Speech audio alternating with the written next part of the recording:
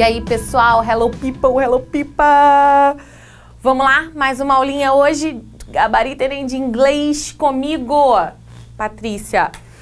Hoje a gente vai dar uma olhada numa coisa, na realidade vamos dar uma olhada em duas coisas, tá? Mas uma delas é muito comum em português, só que vocês têm maior dificuldade com elas. É a coisa mais engraçada. Eu falo assim, gente, é basicamente a mesma coisa que português. Aí o aluno vira pra mim, por isso eu não sei português. E a outra é uma que a gente não usa em português de maneira nenhuma.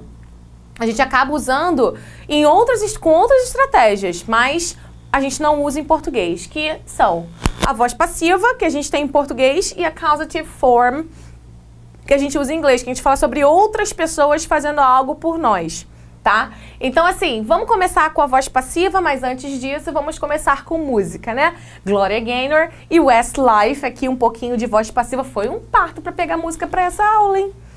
Ou eu já tô ficando, assim, esgotada, ou eu não tinha ideia mesmo. Catei a internet, tentei lembrar todas as músicas na minha cabeça, nunca vinha resposta nenhuma, mas vamos lá. Então, Gloria Gaynor, 'Cause I don't want to let you go. Ó, let já é uma causative form, tá? I don't want it to ever end. So, if feelings have been torn, and if feelings, olha eu comendo letra. If feelings have been torn, and if hearts have been broken, let's put it back together again. Let's mend what's been broken. Temos aqui, ó, feelings have been torn, hearts have been broken, and what's been broken, ok? Essas três frases aqui estão na voz passiva. Como assim? Sentimentos foram destruídos. Corações foram quebrados. O que foi quebrado? Vamos consertar. Então vamos lá. Porque eu não quero deixar você ir. Eu não quero que isso nunca acabe. Então, se sentimentos foram destruídos, foram rasgados, se corações foram quebrados, vamos colocar junto tudo de novo, vamos colar essa ideia, né? Vamos consertar o que foi quebrado. Então, assim, lindo, né? E aí o Westlife, que tem uma coisinha tão pequenininha ali, mas eu achei tão bonitinho, ó. When I see how my path seemed to end before your face, the state of my heart, the place where we are, was written in the stars. Então eu tenho, quando eu vejo que o meu caminho parece terminar bem no seu rosto, tipo assim, eu tenho um caminho a seguir e esse caminho me leva a você. Olha que coisa linda, né? O estado do meu, a atitude do meu coração, o lugar onde nós estamos, foi escrito nas estrelas. Olha que lindo. Tipo assim, cara, eu tô contigo porque as estrelas me botaram nesse caminho. Basicamente. Então, quando a gente tem aqui, ó, was written in the stars, eu tô falando foi escrito nas estrelas. Outra ideia de voz passiva. E aí aquela coisa, sempre tem aquela pergunta, mas voz passiva, como é que é e tal, não sei o quê. Eu vou falar aqui rapidinho com relação à estrutura dela. Primeiro, a estrutura da voz ativa. O que é a voz ativa? É a pessoa realmente fazendo a ação. Então, assim, eu lembro quando a gente era mais novo e tal, a gente virava assim, o que é o sujeito? Aí você é aquele que faz a ação. Não necessariamente. O sujeito que faz a ação é o sujeito na voz ativa, tá? Por quê? A voz passiva, quando ela é formada, a gente tem algumas modificações, ó. O objeto na voz ativa, ele vira o quê? O sujeito, ele vem para essa posição aqui. Então, vamos lá. Continuando a mesma nomenclatura que a gente está falando aqui em cima. Então, eu tenho sujeito, verbo, objeto. Isso em português e em inglês, tá? Português e inglês a gente vai ter essa situação. Eu só vou mostrar uma outra situação no final que tem uma diferença um pouquinho, mas é a mesma ideia. Então, eu tenho sujeito, verbo, objeto e complemento qual for. Essa é uma voz ativa. Na voz passiva, eu vou pegar esse objeto. Por exemplo, eu quebrei seu coração. Eu, sujeito, verbo, quebrei. Objeto, seu coração. Aí eu posso botar ontem de noite, tá? O que vai acontecer? O seu coração, que é o objeto, ele vai vir aqui pra frente. O meu verbo, por mais que eu tenha colocado verbo aqui, vai ter uma modificação, porque eu vou ter que apassivar esse verbo. Pacificar esse verbo. O PP no verbo, basicamente. E depois o sujeito. Então, eu quebrei o seu coração. O seu coração foi quebrado, e aí o sujeito vem aqui, ó, por mim. Claro que eu vou mudar, né? Porque a gente sabe que existem pronomes e pronomes.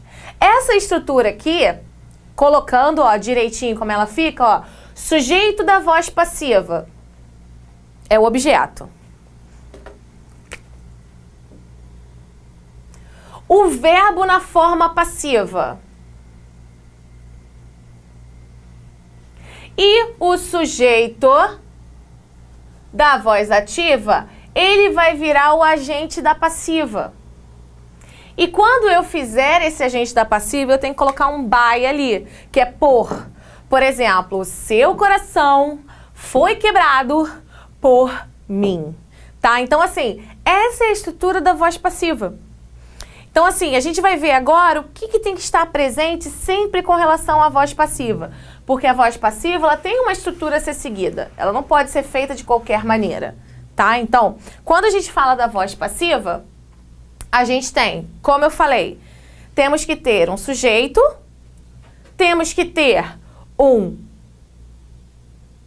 verbo pacificado. Toda vez que eu fico pensando passivado, não. Pacificado, não existe pacificado, né? Na forma passiva. E aí eu posso botar esse complemento ou não. Aqui, por exemplo, eu coloquei uma frase que tem um sujeito, todas elas. Todas essas daqui, gente, estão na forma ativa, tá? Olha só. O zelador limpa a sala, presente. O zelador está limpando a sala. O zelador limpou a sala.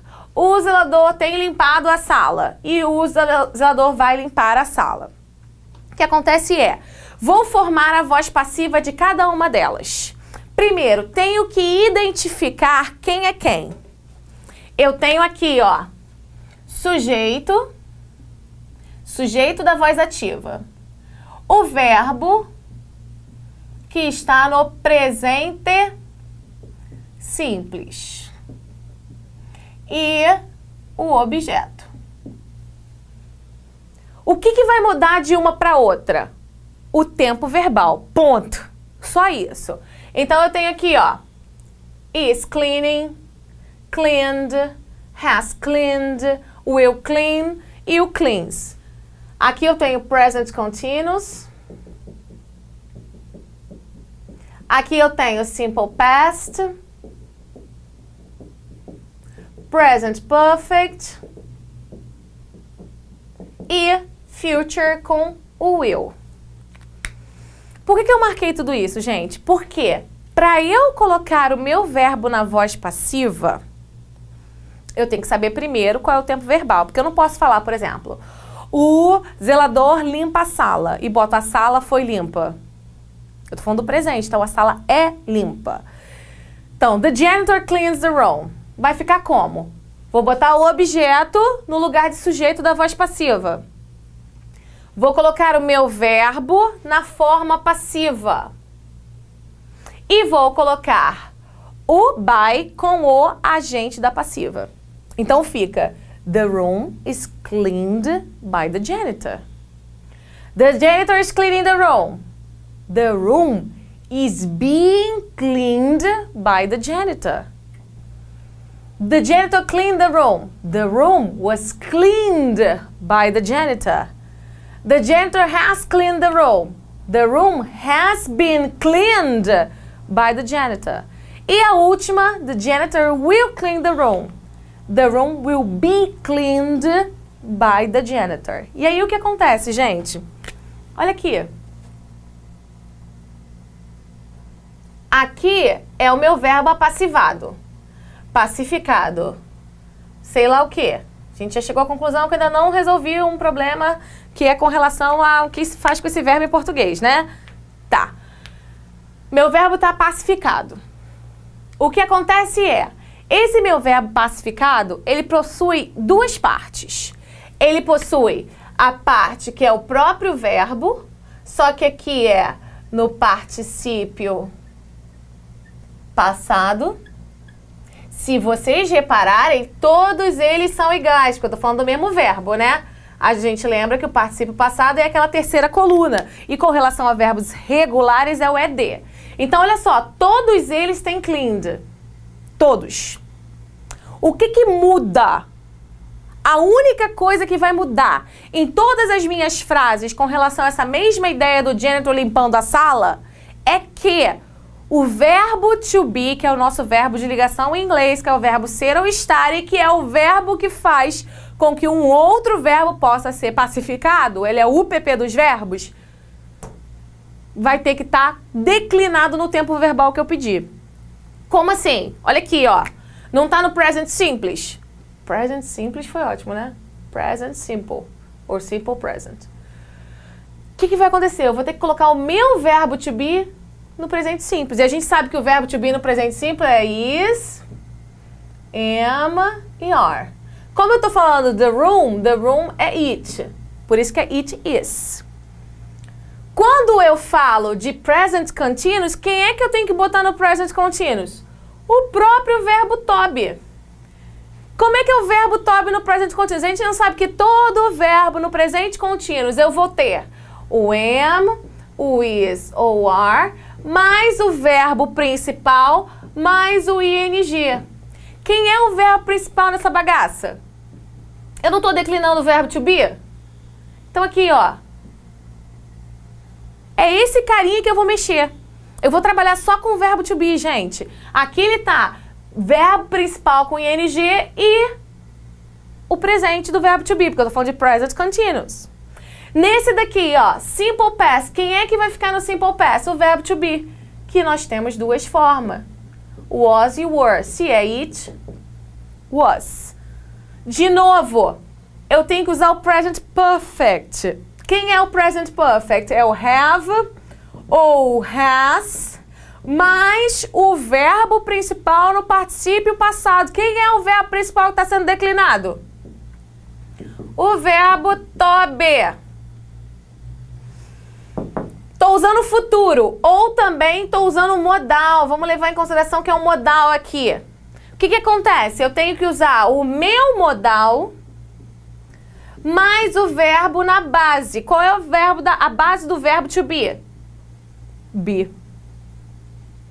Então, o que acontece? Em todos esses exemplos aqui, a única coisa que mudou, a única estrutura que pôde ser modificada foi o verbo to be. Por quê? Porque ele vai concordar com o tempo verbal que você está na sua frase. Você não pode falar, ele limpa a sala e você falar, a sala será limpa. Tá? Então não tem lógica. Então assim, a gente tem que ter um conhecimento de estrutura também em português, porque é igual. A sala será limpa. Aqui, a sala é limpa, a sala está sendo limpa, a sala foi limpa, a sala tem sido limpa e a sala será limpa. Igualzinho, não mudou. A sala e limpa continuou. Quem mudou foi o meu verbo de ligação. Então é assim que a gente forma a nossa voz passiva. O que acontece é que na hora da prova a gente acaba ficando confuso, mas a gente tem que prestar atenção, gente. Por quê? Porque é fácil demais. Ainda mais porque igual a português, cara. Olha só, sujeito da voz passiva, ele costumava ser o objeto da voz ativa. Mas o verbo to be conjugado, mais o verbo da ação no particípio passado. Então vamos lá. Tenho aqui, ó, verbo, verbo, verbo, verbo. Sees está no presente simples. Wrote está no passado simples.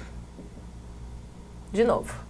Has watched está no present perfect. E will está no modal. Com will. Vamos formar agora a voz passiva, levando em consideração que esse é o objeto, e esse é o sujeito. Sujeito, objeto. Sujeito, objeto. Sujeito, objeto. Quando eu formar, eu vou ter que sempre colocar o objeto na frente. Então vai ficar assim, dead people. Objeto na frente, a letter. Objeto, the dog. Objeto, the truth. A verdade. Vamos lá. Eu estou ali com o verbo principal, que é o verbo se, é o verbo da ação. Ele está no presente simples. Opa, aqui. Então, quem é que eu tenho que botar no presente simples? O verbo to be. Dead people. Dead people é plural, então eu não posso usar o is. Eu tenho que usar o are. Então, vai ficar assim. Dead people are... O verbo principal no particípio passado. Se, só, seen. Are seen. Nessa situação, eu tenho o agente da passiva ali, ó. By Aline. Então, pessoas mortas são vistas pela Aline. Aqui, a letter, o verbo está no past simple. Letter é singular. Eu vou usar o verbo to be no past simple. O verbo to be no past simple, was. O verbo wrote é write, wrote, written. Participio passado. Por quem? Pelo Thomas. Então vai estar lá, ó. Uma coisa assim. Aí você tem que falar, quem é que escreveu a carta? Porra, só olhar, cara. O Thomas. Aqui, ó, o agente. O agente. Quem é que vê pessoas mortas? A Aline. Vai ver que tem outras pessoas também, né? Outra coisa. The dog has... Calma aí. Someone has watched the dog. Present perfect tá. Vou ter que colocar o meu verbo to be no present perfect. Como é que é o verbo to be no present perfect? The dog... Aí eu vou botar o has mais o verbo principal no particípio passado, que é o verbo to be. Has been, vou usar esse verbo aqui no particípio passado. Por quê? Porque agora é esse pedaço. Esse aqui foi só o verbo to be, gente. Has been washed. Aí eu pergunto, preciso botar por quem? Não, imagina. O cachorro foi lavado por alguém. Claro, porque se ele foi lavado... The truth. Will tell. Tá no futuro com modal. Tem que colocar o verbo to be no modal. Will mais a base do verbo. Tell, told, told. Preciso falar por alguém? Não. Então a verdade será dita. Esperem, aguardem. A verdade será dita. Por quem eu não sei. Mas para que isso acontece, gente? A voz passiva ela existe para eu colocar o meu objeto da voz ativa em destaque, na ênfase. Eu não quero saber que é a Aline que vê pessoa morta. Eu só quero saber que tem gente morta sendo vista. Eu não quero saber que foi o Thomas que escreveu a carta. A carta foi escrita e é isso. Aqui, ó, eu nem menciono quem, porque é someone. Que lógica é essa, botar que alguém lavou o cachorro? Claro, pô. O cachorro não vai se lavar sozinho. Que eu saiba, ele não se lava sozinho, mas pode ter. Tem cachorro que acha objetos perdidos. Tem cachorro que acha objeto perdido e leva pra pessoa que perdeu. Já viram isso no YouTube? Sinistro. E aqui também, alguém vai contar a verdade. Na realidade, não é alguém, a verdade será contada. Essa é a ideia da voz passiva, é trazer para a parte de interesse o objeto da voz passiva. E por que eu falo isso, gente? Porque em inglês, como eu falei pra vocês, a mesma coisa acontece em inglês e português. Só que existe uma estrutura em inglês que ela não tem a mesma ideia do português. Como assim? Olha só. A company, isso aqui é tudo voz ativa, tá? A company offered Mike a job. Eu tenho um verbo, que a gente já sabe, que está no simple past. Eu tenho um sujeito, que eu já sei também, que é a empresa. Agora, quem é o objeto? O objeto é Mike ou é o emprego? Se a gente pensar em português, é assim. A empresa ofereceu a Mike um emprego. Então, o que acontece? Eu tenho dois objetos. É a mesma coisa em inglês. A única coisa é... Eu lembro que eu falei com vocês que em inglês, quando eu posso ser econômica, eu sou. E quando eu faço essa mudança desse objeto aqui, objeto pessoa, para aqui para dentro, que é um objeto que é preposicionado quando a gente coloca ele direto. Mas se eu faço essa jogada aqui, o que acontece é que eu omito a preposição. Em inglês, sempre que eu puder omitir alguma coisa, eu vou omitir. Mas eu tenho dois objetos, ó. Mike é um objeto e a job é outro objeto. Eu tenho objeto 1, objeto 2. Então, esse verbo aqui, você oferece alguma coisa a alguém. Assim como esse daqui. Você dá alguma coisa a alguém. Olha aqui, ó. Você dá uma maçã à professora. Objeto 1, objeto 2. Esse aqui seria preposicionado se eu colocasse em outro pedaço. Então, eu tenho um verbo, que aqui está no simple present. E eu tenho o sujeito, que é o aluno. E aí eu pergunto, se a voz passiva ela é formada através da mudança do objeto para papel de sujeito, tem dois. E aí? Vão ser duas as vozes passivas. Então, essas frases aqui, cada uma vai poder me dar duas formas de voz passiva. Como assim? Vamos imaginar primeiro o emprego. O emprego foi dado ao Mike pela empresa. Não é isso a mesma ideia? Então, vou botar aqui, ó. Deixa eu usar o pretinho que tá mais maneiro. A job. Passado, né? Então, eu tenho que botar o meu verbo to be no passado. A job é singular. Então, a job was... Vou usar o verbo principal no particípio passado. Offer, offered, offered, porque é regular. Was offered para quem? To Mike, aí eu tenho que preposicionar. Porque eu já tirei daquela situação. Tenho que preposicionar, não tem mais dois objetos, só tem um.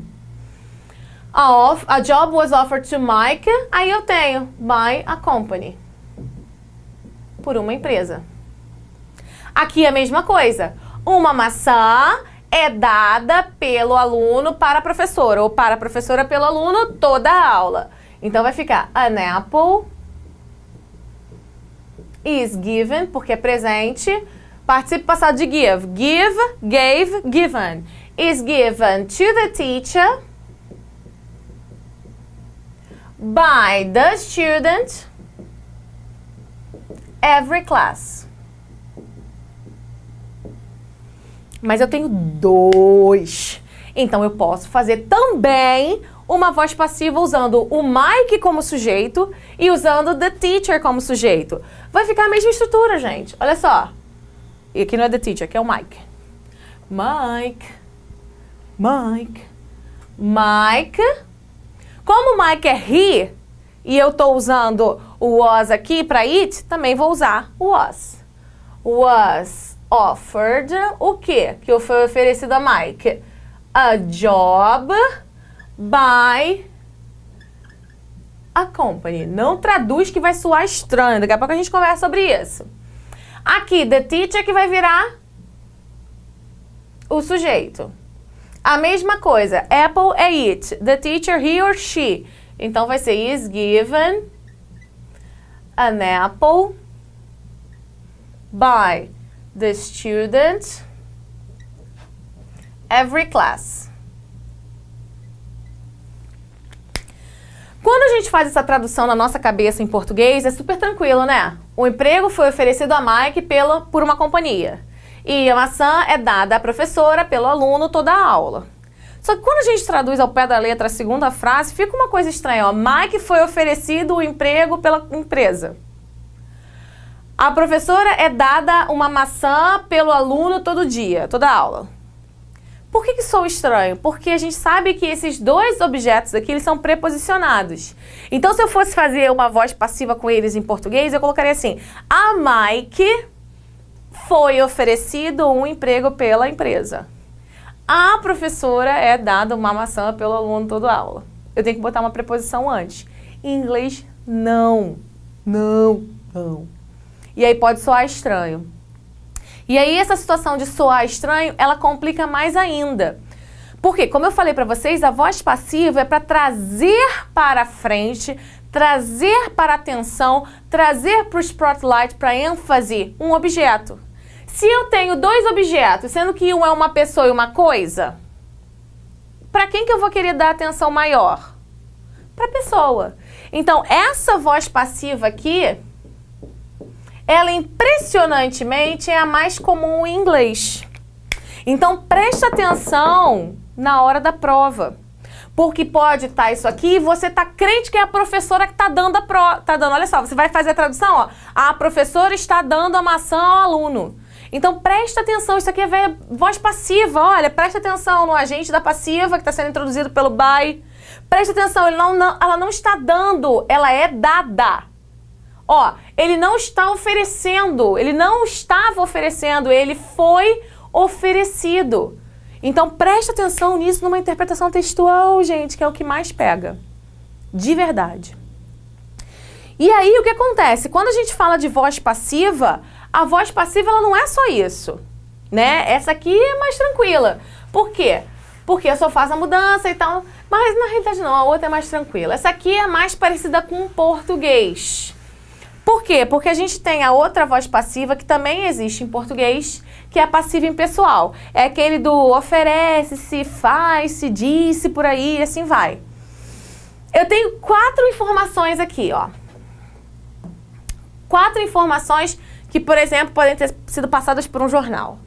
O presidente irá renunciar. Uma nova vacina está sendo desenvolvida. A guerra foi declarada. E ela é uma assassina. Assassina em inglês não é a pessoa que sai matando qualquer um, tá? Só mata gente importante. Mata presidente, mata, por exemplo, John Lennon foi morto por um assassino. Essa é a ideia. Então, o que acontece? Eu tenho essas daqui, e aí, olha, o presidente irá renunciar. Não tem objeto. Uma nova vacina está sendo desenvolvida. Detalhe que isso aqui já está na voz passiva, né? Não tem objeto. A guerra foi declarada. Já está na voz passiva. Ela é uma assassina. E nenhum desses daqui eu tenho objeto, né? E se eu quiser formar a voz passiva impessoal, é mais legal ainda porque eu não preciso mexer em nada. Por exemplo, vamos imaginar que estão falando que o presidente vai renunciar. It is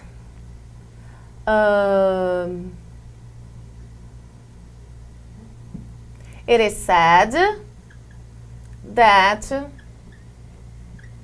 the president will resign.